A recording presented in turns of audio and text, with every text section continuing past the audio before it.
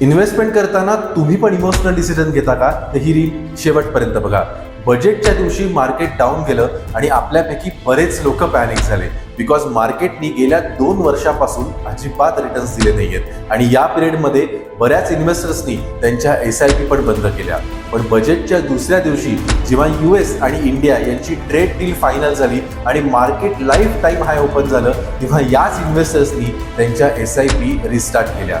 मित्रांनो, ही concept wrong आहे because जेव्हा मार्केट डाऊन असतं तेव्हा NAV कमी असतो आणि तिथेच तुम्हाला जास्त युनिट्स मिळतात आणि एव्हरेजही चांगला बनतो. आपण एक लाईव्ह एक्झाम्पल बघूयात. माझ्या का क्लायंटनी 3 सप्टेंबर 2025 मध्ये 30 लाख रुपीची इन्व्हेस्टमेंट केली.